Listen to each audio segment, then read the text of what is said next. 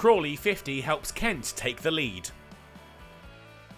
Sussex's paceman ran through Kent on day one. The visitors bowled out for 145 before Sussex replied with 51 for the loss of 2 wickets, their innings off to a better start than Kent's. Van Zyl and Travis Head resumed for Sussex and found some early success. Kent kept out as the two started to play their way towards 100. A drive down the ground from Van Zyl zipped past the stumps at the non-strikers end and took their partnership to 50 runs, and the total into triple figures. That's where it came to an end. Not enough width for Head to cut the ball, instead he chopped on and departed for 20. The first 6 of the game took Van Zyl to his half-century. His good work had Sussex closing in on Kent's first innings total. But Gilchrist replied. He found Van Zyl's pads and he was out, LBW for 52. Clark and Brown regrouped. They looked to discover some solidity with the session heading towards lunch, and the pair found their feet. They took their side past Kent's first innings total and past 150 in the process. By the time they made it to lunch, the score was 162 for 4 and the hosts led by 17. Gilchrist had Clark out after lunch, bowled leg stump as the score climbed towards 200. Brown helped his side past the mark, but was out soon after. Darren Stevens took the edge and the captain had to go for 34. Rawlins was right behind him. He was struck on the pad and removed for 6.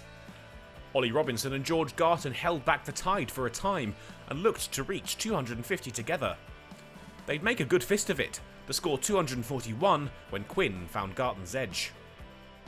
Archer went the same way. He prodded at one outside off to depart for 2, just 1 wicket left in a Sussex innings. But the final wicket pairing took the total to 250, Robinson once again showing his worth at the bottom of the order. They'd finish on 256. A big shot off Quinn was launched into the leg side, but only as far as Crawley. Robinson out for 25, and his wicket signalled tea. Sussex had done a much better job than their visitors.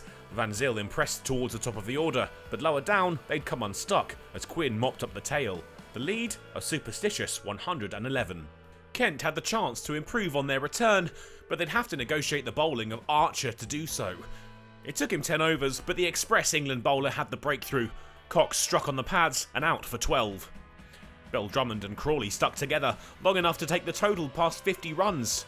This was a bit more like it for the visitors. Robinson had been bowling well and deserved his wicket.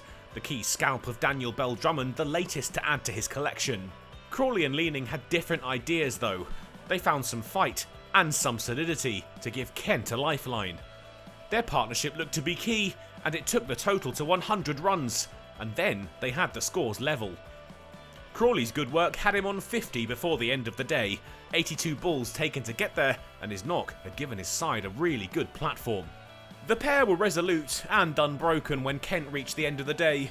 The score at the close, 138 for 2, and the visitors were now leading by 27.